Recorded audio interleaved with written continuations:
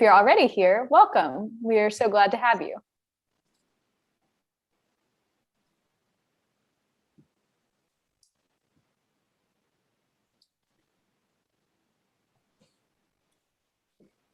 All right, we'll go ahead and dive in as folks continue to join us. Hi, everyone. I am Julia with Politics and Prose. We're live with Helen Petersen, Charlie Warzel, and Gretchen Gavitt discussing Out of Office, the big problem and bigger promise of working from home. You can follow the link in the chat to get the book directly from us at Politics and Prose. If you have a question this evening, please use the Q&A feature found at the bottom of your screen. We'll move to questions in the last portion of the hour, though we apologize in advance if we run short on time to get to everyone.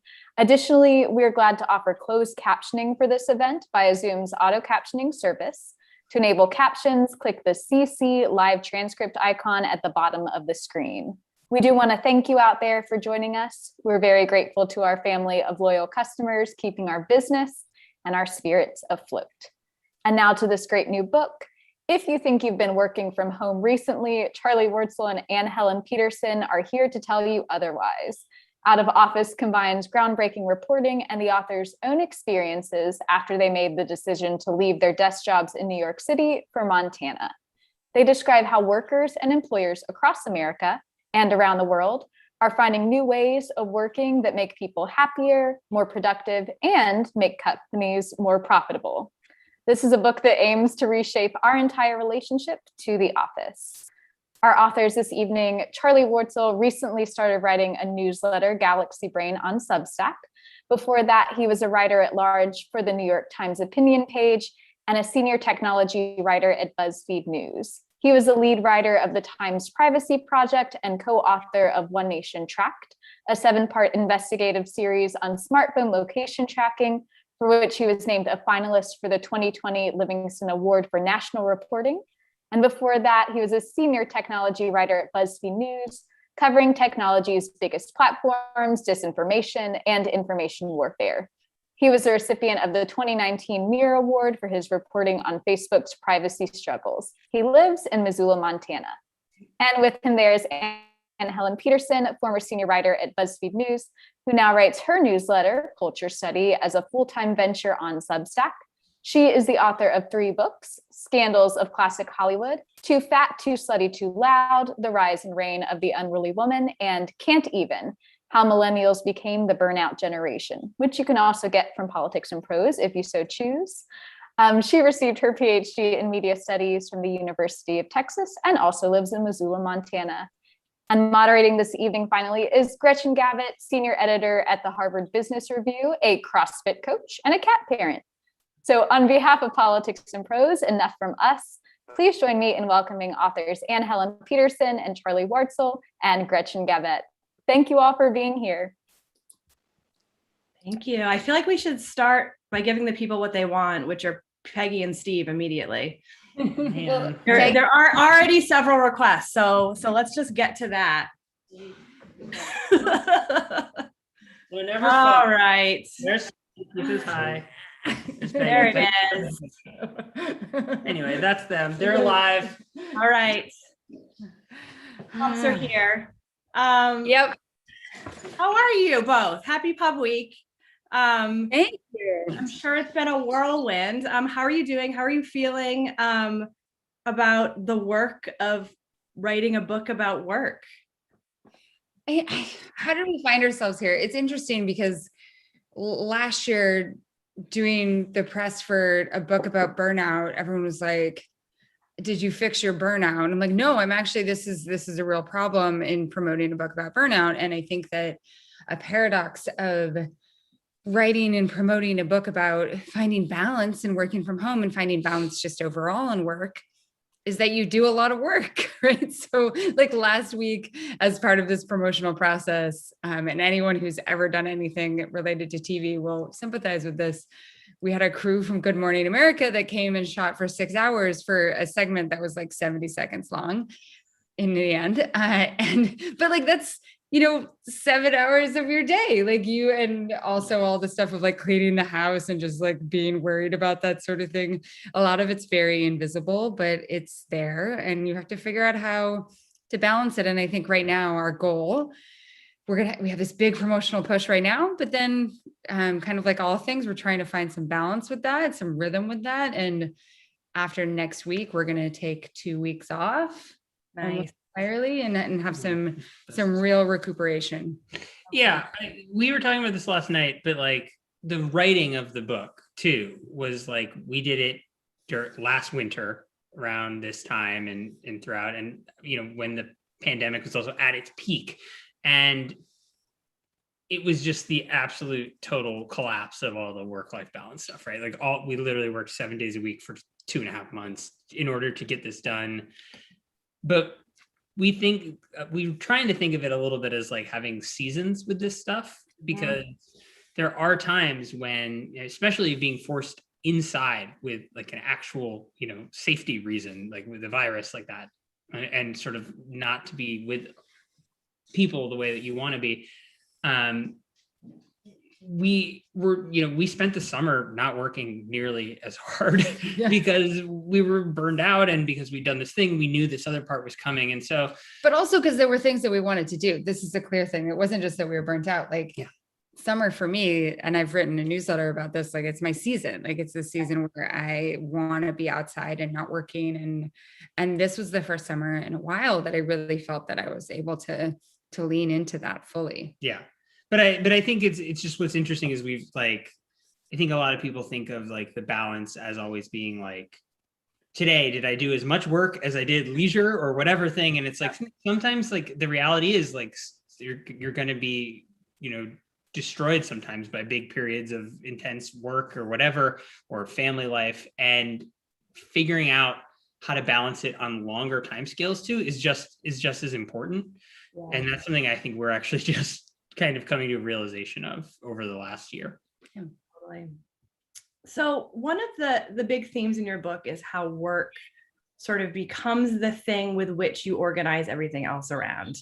It's sort of the spine or the backbone of your life. And I'm kind of curious about how you, in your own lives, realized that was the case, right? Like even from like a young age, you sort of, you observe people working, you learn what work is and the importance that work sort of plays in people's lives. You're asked as a kid, like, what do you want to be, on those like little boards when people have the first day of school thing.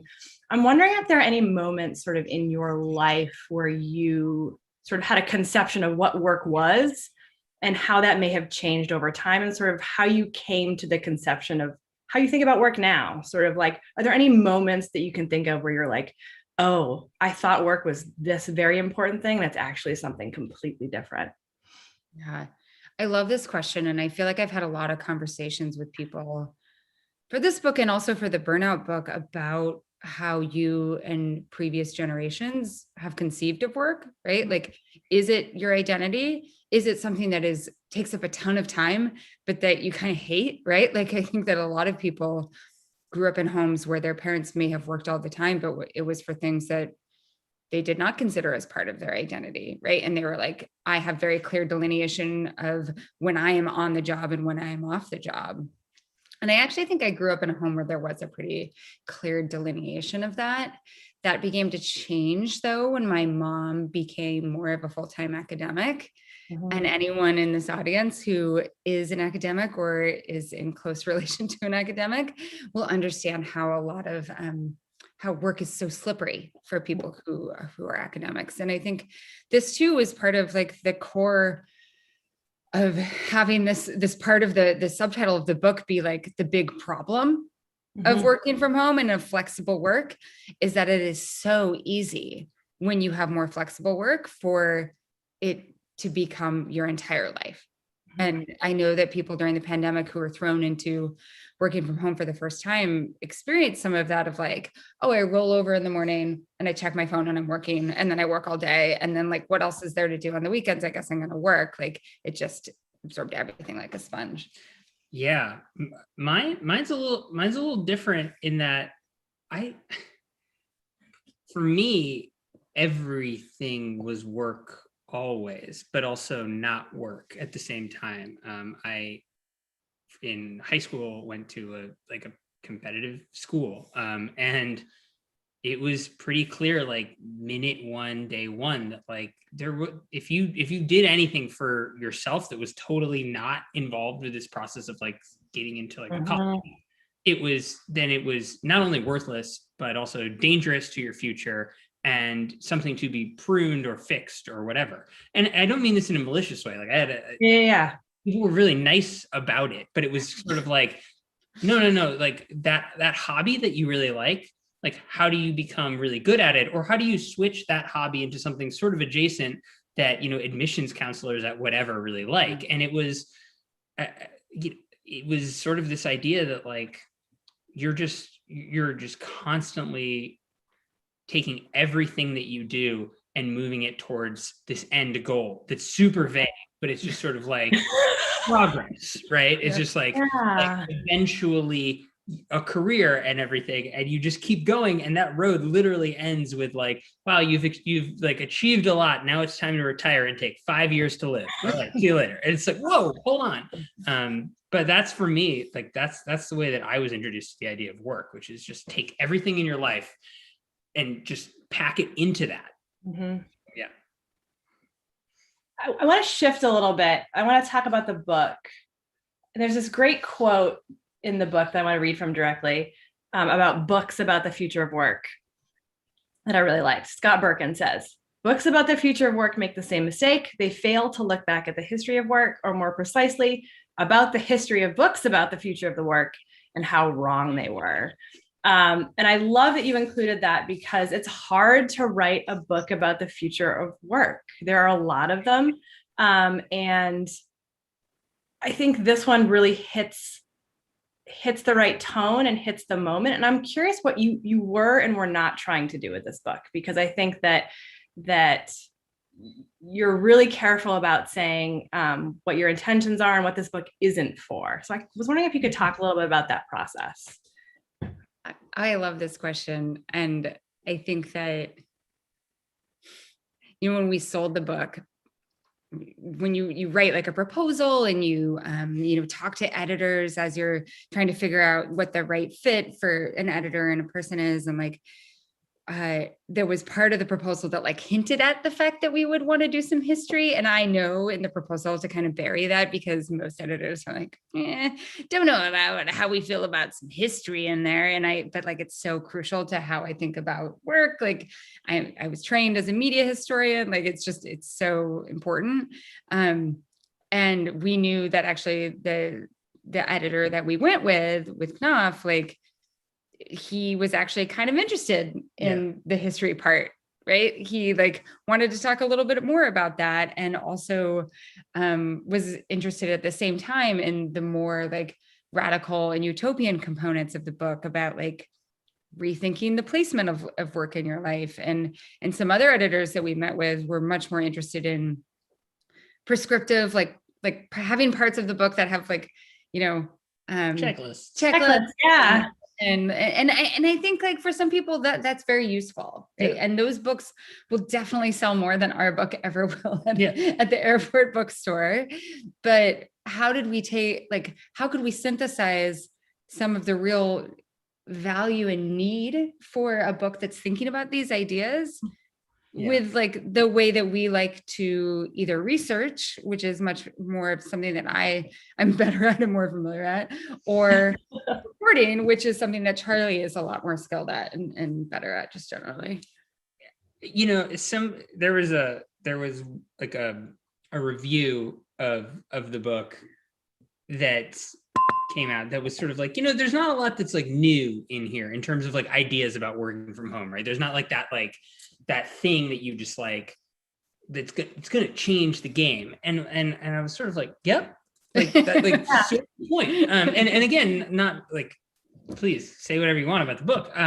But it was never about like, all right, we're going to like go into the lab and we're going to figure out how to make this work. I mean, obviously that would be awesome if one could do that, but no one can. And that's sort of why I felt, or we felt like, wanting to include lines like that in there is to sort of say like we understand that this is tricky, and like every assumption we have about this is probably going to change a little bit. It's going to shift, 15 degrees over the next whatever time. And like, just look at the pushing back the dates of getting in the office, because the pandemic is not behaving in ways that we can predict. And, I just think that the way we talked about it, the analogy we made was, instead of giving people like the old school MapQuest directions, right? The turn by turns, it's like you want to give people the map, right? And say, these are all the roads. And some of these roads go over treacherous mountain passes. Like some of these roads are dead ends and the bridge is out. And some of these are really, quick ways to get to where you want to go. And some are more circuitous. And it's like, everyone's going to figure it out differently. But the idea was to sort of say, like, this is the landscape of it. And here are ways you can look at this map, ways to possibly read it. But like, everyone's going to take their own path there. And I just think there's like a lot of hubris involved in saying, like, this is it. This is how an entire world is going to change the way they work. I like that a lot, in part because of one of the themes that comes up in your book a fair amount, which is talking about the collective, groups of people, and that this isn't, in some ways, this is a project for individuals to figure out sort of how they work, but individual solutions are not going to be the thing that sort of makes work better for people. And there were some great lines that I kind of wanted to talk to you about regarding that. One was a quote that said, "A boss is not a good system." And it really, really stuck with me, because in a lot of books or a lot of advice you get, you're like, okay, how do I become a better boss? And then like, if you have a good boss, you're like, this is great. Like, this isn't like, I'm really lucky and this seems to be working. And that line kind of stopped me. I'm one of those people who has a great boss. So I'm like, I feel really lucky and yay. But it stopped me in my tracks and made me think like, oh, having a good boss is not going to be the thing that changes work for large amounts of people. And I was wondering if you could sort of unpack that a little bit more, and how you think about the individual responsibilities around work and the future of work, and sort of where you see the promise of the collective. I feel like that was Charlie's line, but I also— It's a good line. It's a really good line. I also want to say that I think that like part of it is born of just thinking about like the chance of it, right? Like it's just so random if you're going to get a good boss or not. I mean, the chances are obviously higher at an organization that has been really mindful about who they're elevating to the position of manager. But a lot of times it has to do with total, like, I don't know, like the chances are not generally in your favor. And also someone who is a really good boss for someone like you might not be a really good boss for someone else, right? Like there's all sorts of different configurations. Yeah. I think the opposite's true too, which is interesting. And there's some Jonathan and Melissa Nightingale, these management coaches we talked to, who were just great and really helped us unpack a lot of stuff. Like I was talking about previous employment, and we were talking about the system of bosses, but also just like the systems in general. And the one line that they said to me was like, I could give you a 4-hour work week and a terrible manager and you'd be miserable. Like it doesn't matter the structure you put around that if the manager, and also the same thing, like if your manager is good, it's a system. And it just speaks to how all this stuff is just, it's all together. It's all leaning on everything, right? Like if your managers are bad, it's going to hurt the corporate culture. It's going to hurt the trust and all that. But like, if the corporate culture is bad, it's going to attract bad managers, or like everything is intertwined here. And which is why I think when we were thinking about the book, like we're going to get here at some point, right? Like the remote part, the flexible work part is the Trojan horse for the idea of like, we need to rethink sort of you use a business phrase, the first principles of like what we're doing here. Because like a lot of things are just broken down to the idea of like, do people know what their jobs are? Do managers and organizations know how to manage? Do employees know what is expected of them when they show up? And is what they think that is expected of them what's actually expected? Like, are we having those conversations? And like the fact that all of that base stuff is broken means that when we're trying to like Mm-hmm. create and build and do things and respond to growth incentives and all this crap, that it's like, how can you do that when you don't even know what it is you do, or you don't even know who you're managing, or if you're managing, or if you're in charge of their pay? Sorry, I'm ranting, but No, it's a great. It's so funny you say that, because a lot of the topics that in HBR we publish on all the time are those very, very sort of basic, simple topics, and we publish on them all the time is because we haven't figured it out yet. Like totally. It's something that we're struggling with. One thing I find too sometimes that, and this, one of the things I want to talk about with your book is the structure of your book. Because sometimes a lot of those things that aren't working are sort of covered up by sort of like corporate buzzwords and veneer and sort of pretending everything is working okay, kind of double meanings around things. And so your book's structured around flexibility, culture, technology, community. And if you think about those words, they sound great, right? Like flexibility, oh, I can work like whatever I want, be my own boss, that's awesome. Or culture, like we're just one big family, it's super great. Like technology is going to save us all.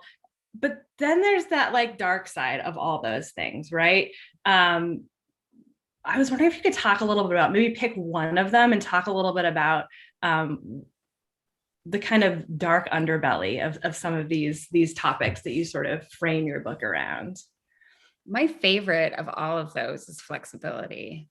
And I think that when we first started reading, right, like this is kind of how I've approached all of my books, and I forced this style on Charlie to some extent, is I came up with a huge reading list, and we bought a bunch of used books and new books and articles and all sorts of stuff. And then we're like, okay, who wants to read what, right? And then we like read it, and then we would go on these walks and talk about the different things that we're reading, and then would have these kind of like contested brains dumps where we would take a huge piece of paper that like this big thing, and we'd be like, okay, what is the theme that we're seeing come up over and over again? Right? Should I go get it?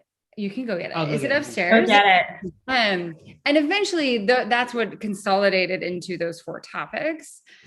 But the one that was really fascinating and apparent to me almost immediately was flexibility, because we all know what we think of as in terms of worker flexibility now.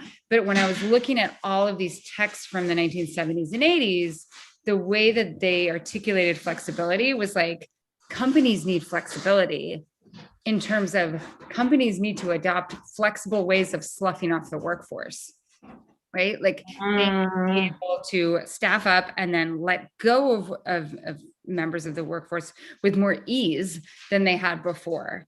Because the idea, especially during that time, was that American companies had become bloated. They had become really, there were way too much in terms of middle management. There was just waste all over the place, and they needed consultants to come in there and tell them how to become more flexible, right? Less rigid, less. There it is.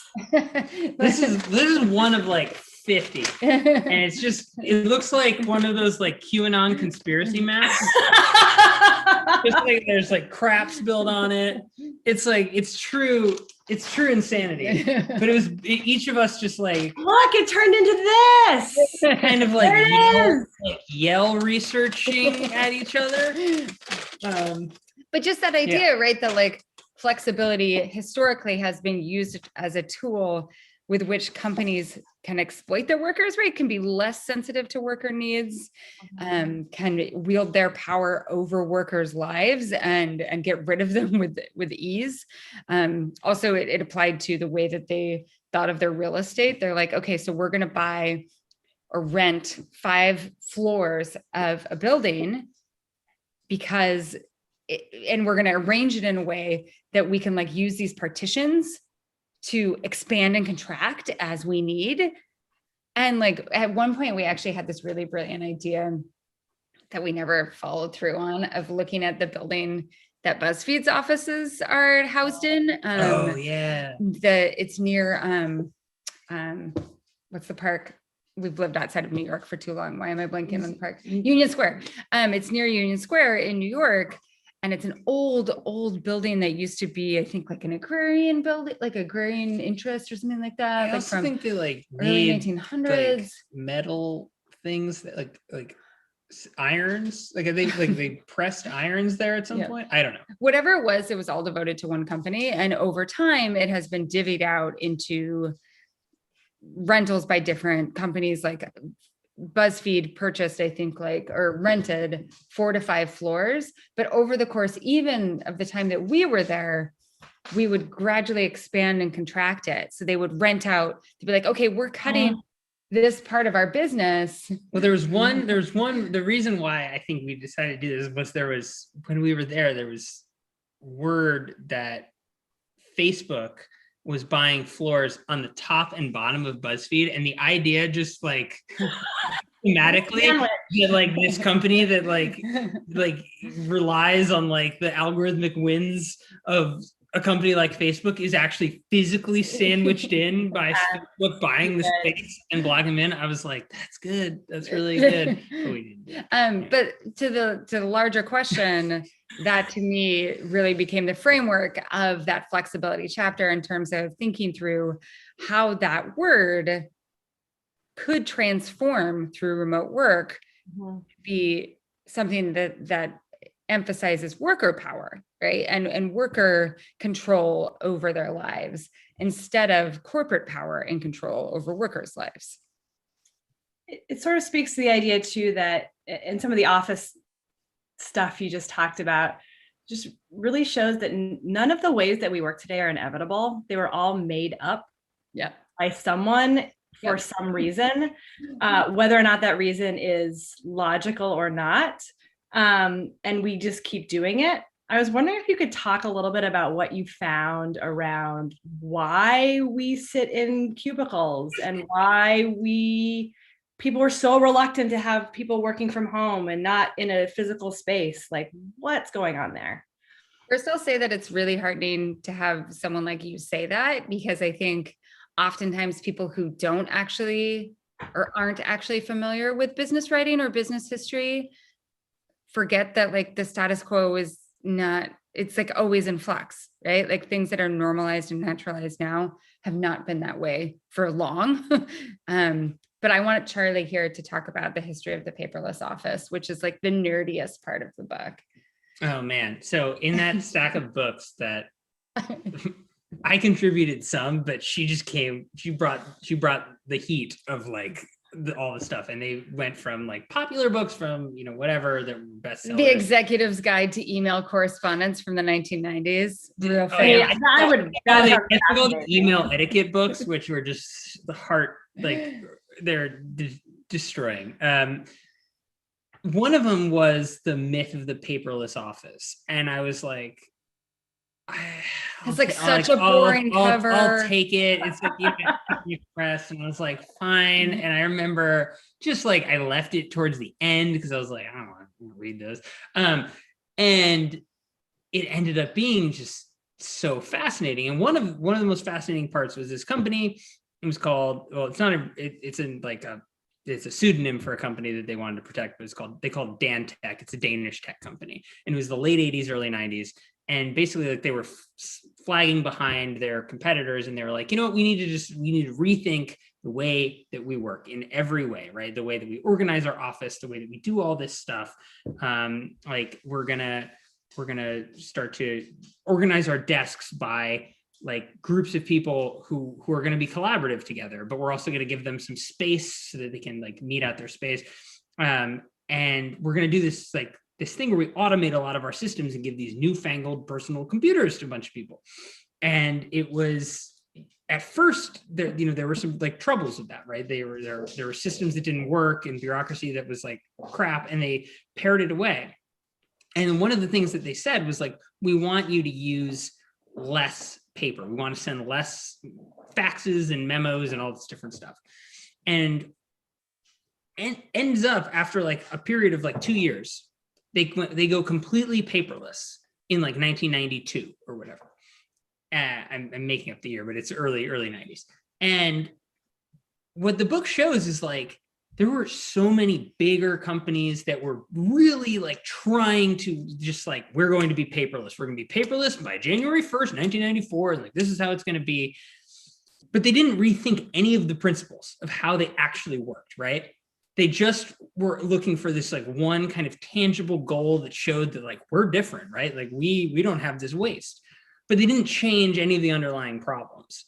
And it was this really wonderful case study that sort of it helps, illustrate this point that like, the only way you're going to get that end output that you really love, that you really like, right? This nimble dynamic workforce kind of thing is if you get rid of all the old bullshit that wasn't working, right? Which like, if you're going to have everyone work the exact same way and you just said use less paper, people are going to be like, well, what do I like, they're hoarding paper, they're writing on the paper, like it's like painful, it's crappy.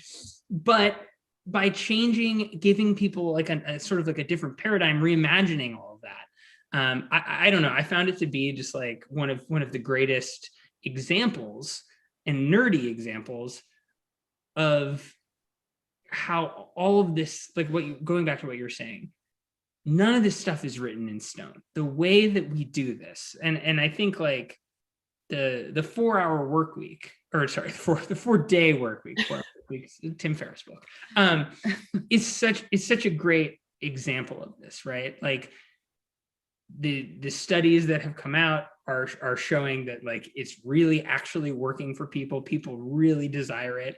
And then there's all that pushback, right? It's like, oh yeah, add 2 hours on, right? It's instead of 4 8-hour days, you need 4 10-hour days or whatever. And it's like, nope, actually you work less and people seem to, be better at their jobs and happier and more productive and, stay longer. So I think it's like, it's just such a theme of this book is like, you can't just focus on like an external outcome. You have to focus on all the other stuff that leads up to that, because otherwise you're just going to drive everyone crazy trying to, fit the square peg in the round hole. Anyway. Are there any, you have a lot of great case studies in the book, and I'm curious if there are any that you want to talk about a little bit more that do a good job of doing that, companies right now who are kind of actually dismantling things, thinking about things differently, that was kind of inspiring and refreshing for you. I'll do one that I don't actually fully agree with, but that I like, and let Annie do another, which is, there's this company, Gumroad. They're like a company that helps empower creators to like sell things, sort of a combination of a lot of stuff, but there's like a Patreon element to it. And they had a traditional sort of employee structure, and the company had to go under for various reasons. And the CEO and founder was like, I'm never doing that again. I'm never like hiring all of my friends and then having to lay them off and just have this be, this terrible thing. So created this situation where everyone is a contract employee, which is obviously fraud in some way. But it's all software developers. And there's like no, the idea is that basically like you are a mercenary. Like, here's what is expected of you. And we are not a family. And like this is not a thing. Like, you should not be looking for your social benefits to come from this. And we're going to pay you really well and competitively, again, because it's software. I don't think that is like a great way of going, but I really respect the idea of like, this is a transaction. You are doing a service and you will get paid for it. And like, you don't owe me anything else outside of that, like, I think that there's something refreshing about that, because of the way, and we talk about this in the book, that, all that companies seduce you with this, like this family stuff, and just really try to create this relationship that is built out of like guilt and obligation that only works one way, because everyone has this at-will employment, where it's like, yes, we're a family. Okay, well, that means, I need to bleed for these people. I need to give them everything I have, right? Unconditional love. And then on the other side, it's like, well, we just didn't hit our quarterly revenue. So we're gonna have to lay off like a quarter of the workforce, whatever it is, it's like your family doesn't lay you off, hopefully.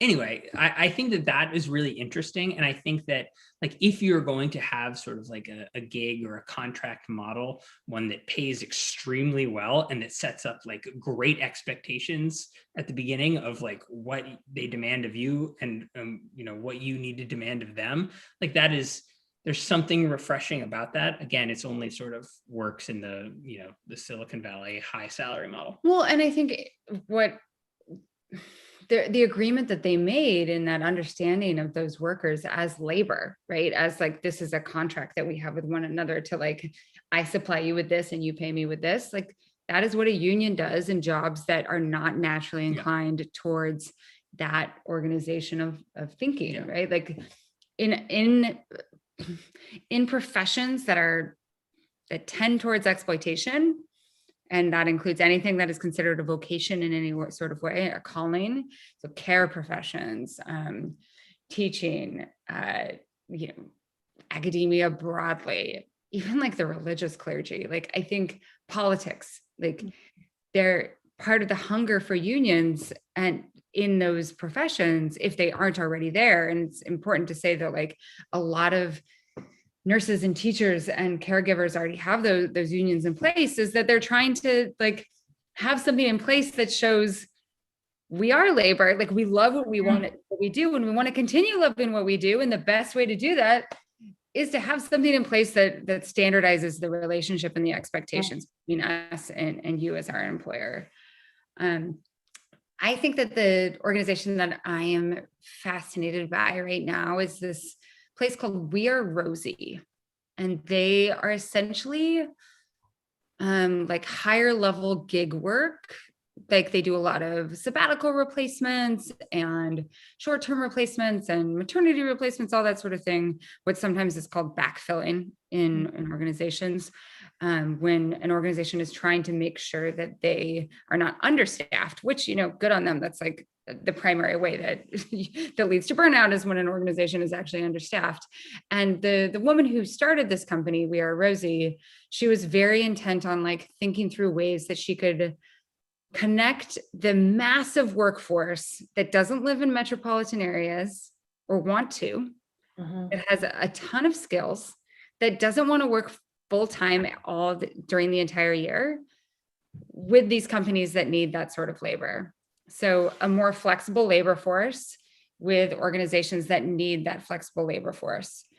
And the way that she does it, or the company does it too, is that they're like, we have a huge, like if you have a diversity problem, here's a diversity solution, right? Like it's a short-term diversity solution, but here's a way to get a ton more women, a ton more underrepresented people. And oftentimes when those people want to, they can transition into more full-time remote work.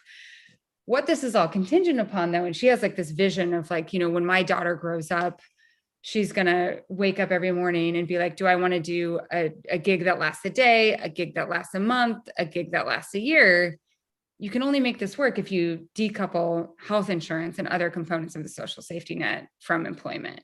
And so like there are parts of her vision that I find really provocative and inspiring, but I also feel like they are difficult to rationalize at this moment, with the realities of the American economy in particular. We have a few more minutes before we go to questions. Keep the questions coming in. They are terrific so far. I want to segue a little bit, and it wouldn't be a Q&A in 2021 without a Succession reference. So here we go. There is a profile that I'm sure all of you read on the internet of Jeremy Strong, who plays a character in Succession. And given that I work at a management magazine, the one thing that stood out to me, of course, was this quote by Scottish actor Brian Cox, which is as follows: "I just worry about what he does to himself." This actor, like really like all in with his role all the time. "I worry about the crises he puts himself through in order to prepare. It's a particularly American disease, I think, this inability to separate yourself while you're doing the job." Of course, in my head, I'm like, oh my gosh, of course, it's all about management. But I'm actually wondering in your work and in the response to your work, do you feel like that's a particularly like your work is your life, a particularly American thing? What have you heard from sort of readers from around the world? Because I know you have a pretty big sort of social media presence and talk with lots of people. Like, are American readers reacting similarly to the book than readers from other countries? Sort of, do you feel like it is a particularly American issue? I think that, well, the book is coming out in the UK and Australia in January, so that will Yay. be interesting to see how that goes. I will also say that while I've been doing some of the build-up promotion for this book, I've been doing global promotion for the international editions of Can't Even. So they came out in Spain, Brazil, and Korea and Bulgaria at the same, like in the last couple of months. It's like the whole Helen Petersen cinema. I was gonna say you've been just a little busy. But so when I'm answering the questions for Out of Office and thinking about what's happening with Out of Office, I'm also thinking about the questions that I'm receiving from these other contexts. And like, I just think it's super significant that like no one wanted to do a French edition of Can't Even, right? Like no one wanted, there's no desire for that. Like, but in Spain, which I think sometimes people, and like there's no Norwegian or Danish edition of Can't Even, of like, they're like, you know, No. but I think the American ethos and the identification with one's job and caregiving jobs, or with just like passion jobs generally, whether that's writing or being an artist or an actor. Also, thank you for mentioning the Jeremy Strong profile, because I just wrote a piece about it. So you're like, yay. I swear I didn't know that, but everyone should go read the piece. Well, it's coming out on Sunday, but good. It's a fascinating piece of work. But I think sometimes in the US, we're like, everyone else is doing better, right? No one else is dealing with these problems in the same way. And like, yeah, all the interviews I do in Spain, they're like, we don't have student debt, but we still have all this other shit, right? Yeah. And like, and we have their version of like boomer degradation of their fragility that they're dealing with as well. So I think that like it's somewhat different concerns, and a lot of places have more interesting and innovative governments. Like the whole like 4-day work week experiment that Iceland did was in part through real prompting and pushing from their unions, right? Like the unions in Iceland were like, try this or else. and we do not have that sort of reception to worker demands and to try different things. I'll quickly add, because I'm not going to do better than that, that I read that line in that profile stood out to me too, for the reason, like what stood out had nothing to do with sort of the geographical or like thing, but was I really, really, really identify with someone who is doing something for work that is like kind of overly intense and maybe kind of like fucking them up. And that from the outside, the only thing they're getting is praise. The only thing they're getting is like, you are killing it. Yeah. And then you're like, yeah.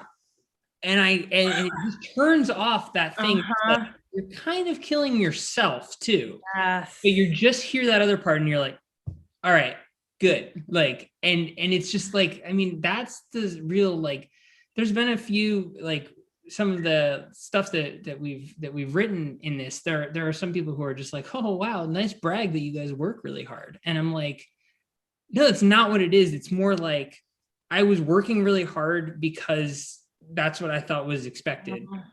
And everyone was just like, great, like, here, take some more, do this. Like, let's promote you, let's do this thing. And you just like, no one's, I mean, the truth is that no one's looking out for you in that way. Right. And there's no system there that's meant for that. And that's what I identified with that, was I was like, man, because he's just gonna keep getting critical acclaim, and like that profile that's sort of like, is this guy all right? Is like just like gonna be turned into this like, man, what a, like he's a great method actor, and like, you know, like on this on the rise. And so I don't know. I always think about that because I identify strongly with that. Well, and it's also notable that this is coming from Brian Cox, one of my favorite actors personally, who is a noted socialist, right? And is also of this generation that was able to have this much clearer delineation of personhood and craft. And like the fact too, that he is a character actor. Yes. He's not a celebrity, right? Yeah. And like, he doesn't have to turn his personality into part of his brand in order to succeed. Mm-hmm.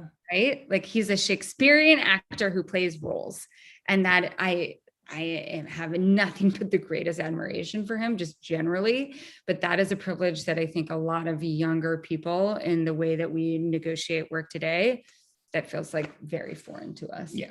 Yeah. Thank you so much. I'm like tickled that we were able to talk about a succession profile for so long, but no, that was fantastic.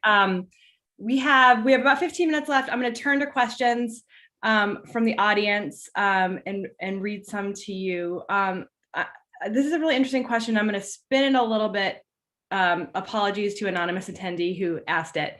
But asking if most of your readers are in their 20s or 30s, young professionals who are sort of kind of aligned with what you're preaching, or seasoned professional managers. And my sort of spin on that is, what has been the reaction from maybe young professionals and then maybe more seasoned managers who have read this book?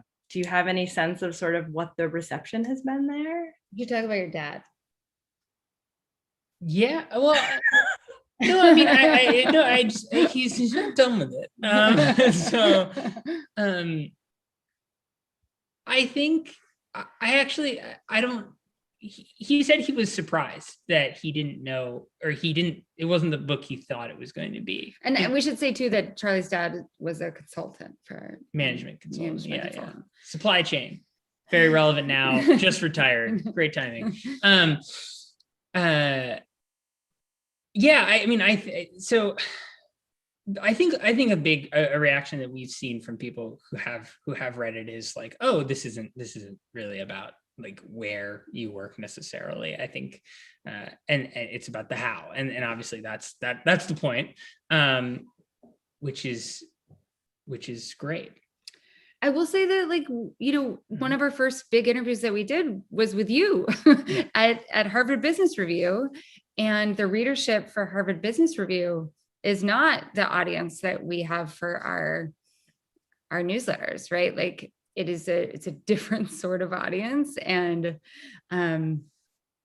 we also, that also included photos of Peggy and Steve. Yeah. But I'll add super quick that, like, I think if sometimes there's a little bit of a criticism from people, or not even a criticism, sometimes it is, of like, oh, like you kind of like talked to managers, right? Like wanting it to be a book solely for workers about, you know, like how do you like reclaim your power, et cetera.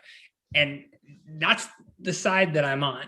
But I think we really felt in writing this that like, none of this stuff happens if you don't get people who have a lot of power in organizations to try to wake up to it. And I don't know that it works to just tell them they're the devil or whatever. So the end of the book has these two chapters. Yeah. And the whole point of those two chapters is that you read that it's a letter to workers and a letter to employers or bosses. And the whole idea is that you read those two back to back. And it's really, I mean, it's sort of for workers in that sense, but it's really for executives or managers or whatever to be like, oh, these things are aligned. It's also like very good business in the long term to not burn out or treat your employees like shit or make them resent you or, you know, build up these massive trust deficits or treat them, you know, as if you don't trust them, whatever. And I think that like that's just probably not even answering the question at this point, but like, that's what we wanted to do. We wanted it to be very broadly done, like broadly applied to different people. But like the surprise hopefully was you like read it if you were a boss, and you're like, okay, I sort of see where they're coming from, because that's like all I can hope for, is that someone's just like, oh, okay, maybe I need to like start having a conversation with my employees. I am going to ask a kind of a question that's a little on the personal side. We didn't get to talk a little bit much about sort of how you personally negotiate some of these boundaries and guardrails around work. This is about, I get into difficult conversations with friends about the sensation of feeling contentment and satisfaction when they achieve something that benefits others through my work, something you're proud to associate with your identity through your work, while also needing to detach from aspects that don't match your values. Do you guys ever experience that? How do you sort of navigate or continue in a space like that, where some things you feel really good about and some things feel kind of like, I don't like, how do you think about that? Yeah, there's so many things that are part of our jobs that sometimes feel like this isn't my favorite, or I don't love doing this. I mean, like, we do have the privilege at this point in our careers of, if like someone wants to do an interview with us and we're like, I don't like that publication, I don't like what it represents, I don't like how they pay their employees, I don't like how they're going to talk to me or the way that they've talked to others, that we can say no, right? But I think a lot of people who are especially earlier in their careers do not have that sort of privilege and position. So it took a long time to get to that place. And, but I do think that people make compromises every day. And the hard work is figuring out what compromises are okay with my values, right? What parts are hard for me and annoying for me. And I want to be able to say no to these things at some point in my career or my life. And what parts are things that, like, I'm going to put my foot down and I need to put a line down here now, because if I don't do this now, then what is the rest of my career? Right? Yeah. Since we have a bunch of questions, I think that's. All right. Yeah, we have a ton of great questions. We have a whole bunch of questions about what it's like to work together, about sort of how you approach the book in a relationship, navigating tough spots, all of that. How do you do work with someone you share your life with? How does this affect how you think about work and life? And then, as a slight addendum to one of those questions, is what are your favorite snacks as you work? Snacks. You go with snacks first. Big, and then I'll talk big about snack the guy other over here. thing. Wasn't clear, just the vibe that I give. Big snack guy. The best snack in human history is Tim's Cascade jalapeno chips. They're terrible for you. They'll end your life shortly. It's basically like smoking cigarettes. They're so bad for you, but they're unbelievable. You can only sort of get them, I don't know, west of the Mississippi, maybe even west of like Denver. They're phenomenal. I want to write a long story about Tim's Cascade jalapeno chips. They're the best. We keep a lot of snacks around, and should actually do better. It's one of the work from home things we should do better about is eating lunch better. I used to bake bread during the pandemic. He actually is working on his starter right now. I'm working my starter right now. But then we would make like proper lunches. And now, like, over the past like 2 months, we've just been like foraging through snacks, like just like scooping hummus into your mouth. This isn't what people get. Just me filibustering about snacks. I will talk a little bit about the process of writing a book. So something that was really interesting to me is that I dove into this because Charlie and I had been working together on stories, and like we always read each other's work and edit it and that sort of thing. Like for me, I was like, oh, writing this book is going to be totally fine, right? Like we're just going to do it like we always do. Yep. And Charlie's written features too. So it's not like he had only been doing shorter things. Charlie learned how to read. It's more that like at this point in my career, this is my fourth book. And before that I wrote a dissertation. And before that I had done a lot of, academic papers and that sort of thing, which are kind of mini books. And I had a lot of experience with what it takes to read a whole bunch of shit and then synthesize it into like 15 paragraphs. And that's also how a lot of my features work too. It's like I did a lot of background research and reporting, and then you had to synthesize it. And Charlie's history was much more with doing like really rigorous reporting and doing a lot of like really good quotes in interviews. And I like that makes it sound like I was better at it, but really what it was is I just had a lot more experience with that particular skill. Yeah. And so there came a moment in the writing where we had this like revelation that was like, oh, you haven't done this before. Yeah. So we started out, we were like, we're gonna each, there's 4 chapters. This is sort of before we had the 2 letters at the end. So there's 4 chapters, and each of us is gonna like, take a chapter and just go, and then we'll finish it and we'll trade, and it became pretty clear after that like it wasn't probably like the best way to do it. And one of the best ways to do it was like, especially given the way that I write, it made sense for me in a number of the circumstances to like go first and just like throw shit down, and then for Annie to like come through and add all of her stuff, and then massage my stuff, and then me to go back through and do sort of like the same thing. And it was just sort of like we were just kind of constantly doing that, and then the next chapter sort of vice versa, and that ended up being a way to work. But I think to get to some of the broader like themes here with the book, it's like this shit's hard, working from home in general, and it's like the only way that any of this stuff works is to be very intentional about it, but also like extremely communicative, right? So like this isn't working. Like, do you think I'm bad at this? Like, or like what is the problem here? How do we diagnose it? And sort of knowing that we're like constantly failing at this, and that like and I think it just speaks broadly to like how we try to do this, right? Like we compare it to like exercise, right? Or like, therapy, I think it's or therapy. It's just like there's no day when your therapist is like, you're done, congrats, mental health is fixed for life, or like, yeah. And so it's like this, how do you do the maintenance work all the time, and working together with someone who you share the rest of your life with? It's like it's all of that transparency, and then also putting up walls, and then also saying like, bye, like you go off and do a thing with your friends, and for like a couple days, and I won't talk to you, and then I'll do that. So it's just this dance, and we're like still figuring out how to do it. I will also say that being explicit about a lot of stuff is really helpful. This is really true in workplace culture broadly, but it's also true with working from home. So something that we say to each other all the time is, are you mad at me, or are you just concentrating? Right? Like, are you are you? To be fair, me to you, because you are way better at concentrating.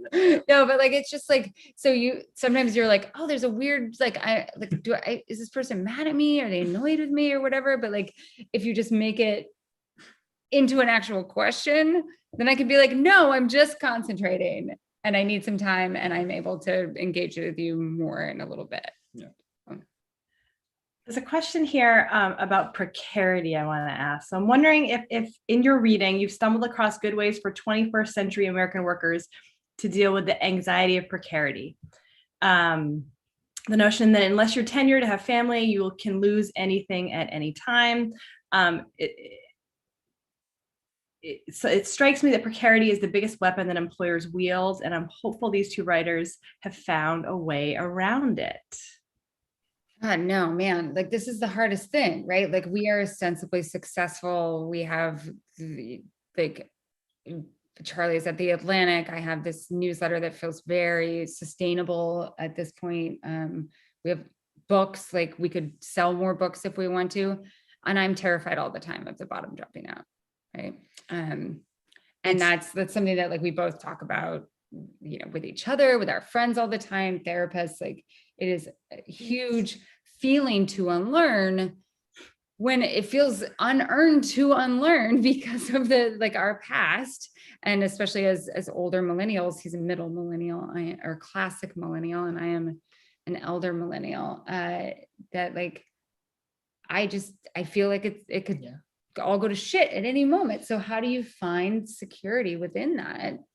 It's hard. And to be super, super honest, like I think it's the whole in this book and in every discussion, like everywhere about everything right now. It's like, and it's, I know we're up against time, but like I see it as almost the same as, you know, when you're talking about like all these big problems have these sort of like base solutions where everything drains down to, right? And this is one of them.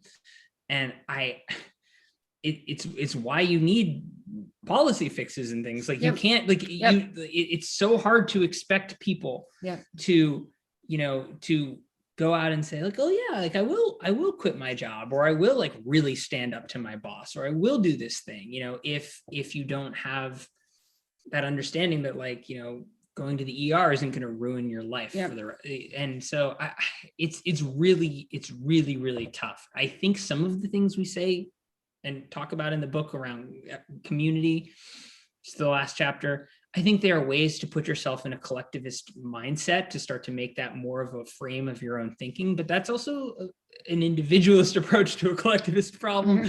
So I don't know, like even if you have hard. a great employer, like someone who is really ethical and wonderful, even if you have a great union contract, all that can fall apart too. And so we have to have these larger societal safety nets in place and advocate for them, for people who aren't just like us, aren't just working in the way that we work, don't just have family scenarios like our family scenario. Like it has to be beyond just the individual. Yeah, but I do like, I don't want to end on like just be like as dark as that. Like I do think that there's a thing that I'm hopeful about after all of this reporting and writing, and it is almost even like sort of separate from the book, and it's this idea that like there is, I think, a genuine spark right now and a genuine idea, like understanding the way I've kind of been talking about it is like there's this thing that companies and bosses told people for so long that was, if you lost the nucleus of the office, everything was going to unravel. And now we've realized that that was bullshit. So people are saying, well, what else was bullshit? And like that is a very small change, but it's also potentially very large because it asks you to genuinely question those first principles and those types of things. And I think what we're seeing, especially from younger people in the workforce, is like they are questioning some of the very basic things, including like, what is a career and do I want one? Like, is that a good deal? The whole 30-year, 40 years, and then you get a couple of years to yourself after. And I think those are powerful. And I don't know if the juice is gonna keep going or whatnot, but I do think there's there is some hope there, and it comes out of a lot of people really like suffering, having a hard time and saying like enough. So I don't know. Yeah, That's there's my optimism ray of too. Optimism. We could talk for hours around this, but I want to be mindful of everyone's bedtime since everyone is a working person. Maybe I'm going to save the idea of a snack filibuster. I think that could go someplace. But for now, our thanks for the optimism and the hope to Helen Petersen, Charlie Warzel, Gretchen Gavitt, and our audience out there for these thoughtful, engaging questions. Your patronage and support enable us to bring you this programming. Oh, wait, the dogs. Peggy. My cat. I'm Peggy. Thank you, Peggy. Peggy, you're a star. We want to say thank you so much to Politics and Prose and to Gretchen for coming and asking and facilitating these questions. We're so appreciative. Thank you all. Yeah, follow the link, grab the book, everyone. Buy the book. Get the book. Good night, Peggy. Good night, all. We hope everyone out there is staying safe, staying strong, staying well read. Bye-bye.